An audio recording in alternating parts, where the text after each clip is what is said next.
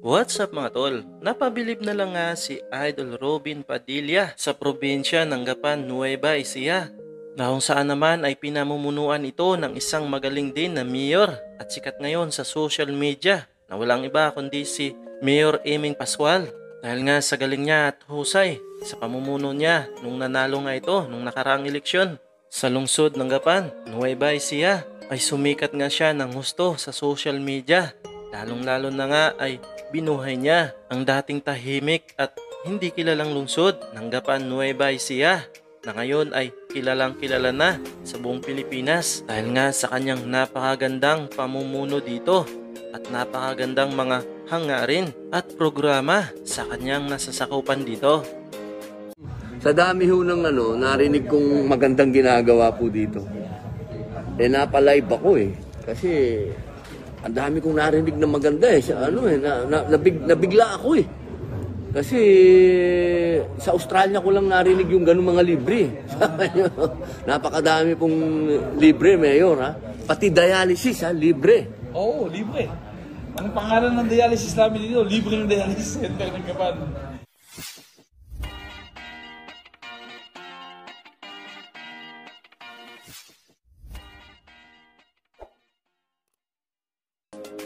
Sa araw nga na ito, December 16, 2021, ay bumisita nga si Idol Robin Padilla kasama nga rin ang kanyang kapatid na si Romel Padilla at iba pang mga kaalyado niya sa Senado sa lungsod ng Gapan, Nueva Ecija, na kung saan nga ay makikita sa ibinahaging video ni Idol Robin na nakausap niya nga ang mayor dito na si Mayor Eming Pascual.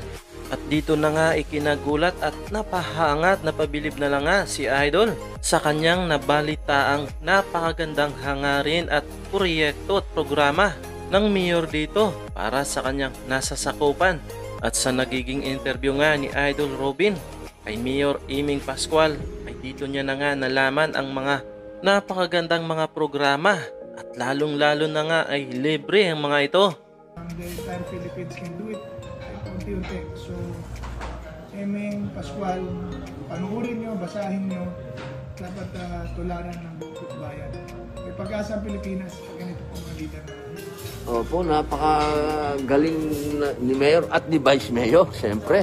Team yan team.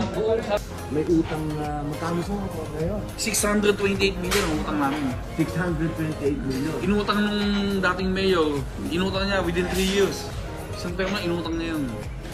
Kaya nga tanungan ng mga tao dito, paano nangyari na yung aming pondo, same amount of money. Parehong hinawakan namin pera, nangutang pa siya, wala kami nakitang proyekto. Kaya nga... Yung pong mga libre sa lahat. Kasi dito, narinig ko po kanina, libreng dialysis, libreng araro, libreng... sa toda na lang walang prangkisa. Lahat po yan, kayo. Yes, pati yung kolehiyo namin dito. Yung kolehiyo na yan, ginawa lang namin nung kami na ang mayor. Hindi namin inabutan yan. Yung pinangarap po ng... Same budget yes. Yan. Ang gusto ko kasi sa Gapan, walang bata na magsasalita na hindi ako nag-aaral dahil mahirap kami. Dito sa Gapan, kapag hindi nag-aaral, tamad na lang. Walang gastos Walang gastos kasi... Magmula po yan elementarya. Yung college namin yung college. Kasi ang pinakamasakit sa akin bilang mayor, yung kitang-kita mo yung mga bata na may kapasidad ng utak ang mag-aral, pero walang kapasidad pagdating sa pinansyal. Yun ang masakit sa akin ngayon, wala nang ganun dito. Lahat pwede mag-aral. Walang requirements dito. Kahit nga 75 ang grades mo, walang entrance exam. Walang entrance exam. Kahit 75 ka, basta pasado ka. Pero, pag nasa loob ka na, may maintaining grades ka. Pag di mo na-maintain yun, sibat ka. Sabi, wala kang bagsak dapat. Dapat walang bagsak. May maintain college po ito po yung yes, nag-uusapan college. natin. Mayroon tayong... Ano pong mga kurso yun? Paano may mga kurso natin, Vice? May criminology. Ako, criminologist ako. Yes, may criminology, may political science. Ang graduating namin ng criminologist ngayon, nasa 2,000 plus. Pati review center namin, libre. Kumunta kami sa isang review center, i-review yung mga criminologist namin, pati yung libre. Tsaka Mayor, ako lang magsabi. Pag sinabi kong libre kasi, kaya ang pangalan ng libre.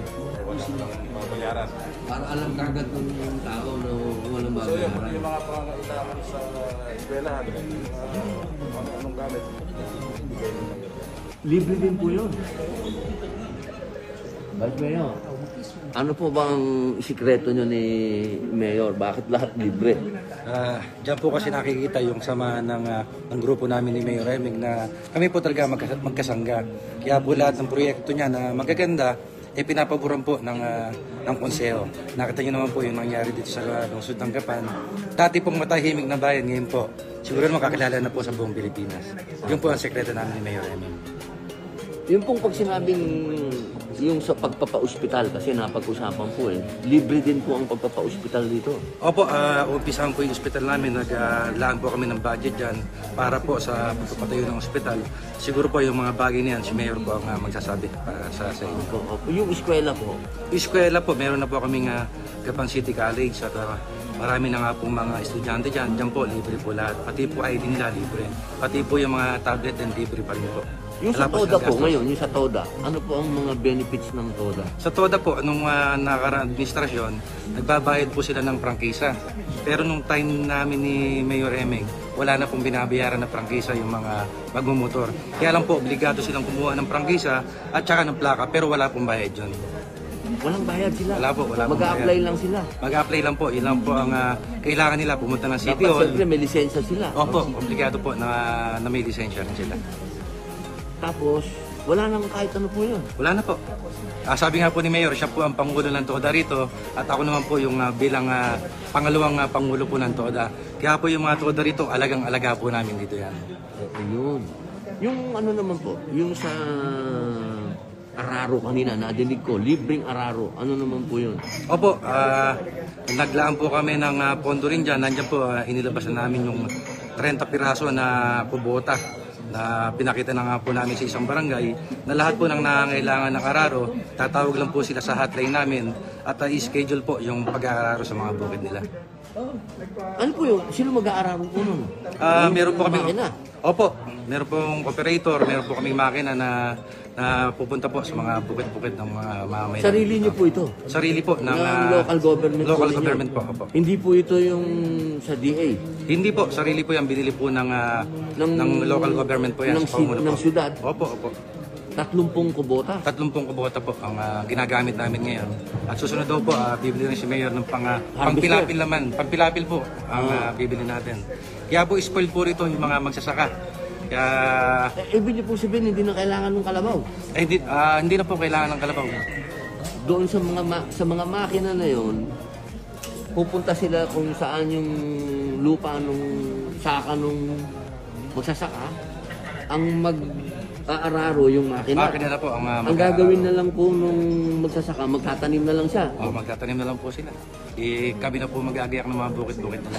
Yung pong binhi, si kanino po galing? Libre din po ba yun? Yung pinirin po, naglaan din po ang pondo yung local government para po bigyan po yung mga magsasaka rito. Pati po pataba. Pati po pataba na Libre po lahat yun? Libre po yan. Kaya po maligaya na rin mga magsasaka rito, mas tataas po yung produksyon ng magsasaka nila, tsaka lalaki po ang kita ng bawat magsasaka. Paano po yung ibang usapin pa, katulad po nung mababa ang bili ng palay? Paano po yung ginagawa? Paano po ang ginagawa ninyo? Ngayon po parang may programa si Mayor na yung lahat ng aanihin na magsasaka rito pala po ng local government sa pamumuno po ni Mayor Eming na bumili para po ibabalik naman din sa taong bayan yung bigas. Kami na rin po ang bibili niya. Imbis na ibenta po sa mga traders ng mura, Bibilin po namin ng mas mahal doon sa mga traders. kasi minsan po 13 pesos lang binibili yung palay. Magkano nyo po na nabibili naman? Ang sabi po ni Mayor, taasan natin ng piso hanggang 2 piso per kilo. Bali 15 pesos. Ganun po ang balak namin. Opo. Tapos, kayo na po ang Kami na po magpapabigas niyan kasi po yung programa nga ni Mayor Eming dito, halos lahat po ng bahay-bahay dito nabibigyan po namin ng isang bultong bigas. 50 kilos na bigas po. Bawat bahay po yun? Bawat bahay po yun. Nasa pangatlong wave na po kami ng Magmula po ng pandemic? Wala po ng pandemic yan. Dire-diretso po yan. Hanggang ngayon po, ongoing pa rin po yung pamimigay namin ng bigas.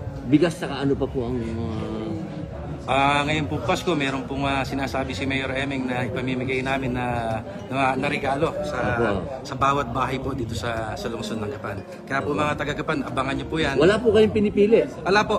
Wala po. Basta taga-Gapan. Basta't po taga-Gapan, basta't may bubong po sila, binibigyan po namin yan. Kaya mag-antay po kayo mga taga-Gapan, malapit na po. Sa isang araw po, mag-i-impake na kami para po sa ipamimigay namin regalo sa inyo. Ayan, nako. Ano pa ma'am? Sa dami ho ng narinig kong magandang ginagawa po dito. Napalive ako Kasi ang dami kong narinig na maganda nabigla ako Kasi sa Australia ko lang narinig yung ganung mga libre. Napakadami pong libre, Mayor, ha? Pati dialysis, libre. Oo, libre. Ang pangalan ng dialysis namin dito, libre ng dialysis center ng Gapan. Libre sinasadya niyo po yun, na libre yung nakalagay. Yes, of course. Para alam agad ng mga tao na libre yon. Pumapasok pa lang sila sa pinto ng dialysis center. Uy, libre yung dialysis center talaga to. So pag may nanghisa na kahit na 20 pesos, hindi na libre yun, di ba? Para talagang zero corruption talaga. Wala talaga. Di ba? Kasi para walang corruption, dapat katulong, dapat kasama mo yung mismong hininga ng pera. Oo, tama po yan. Mahalaga yun Ako, Sila po ang Batman and Robin dito. Maraming salamat po.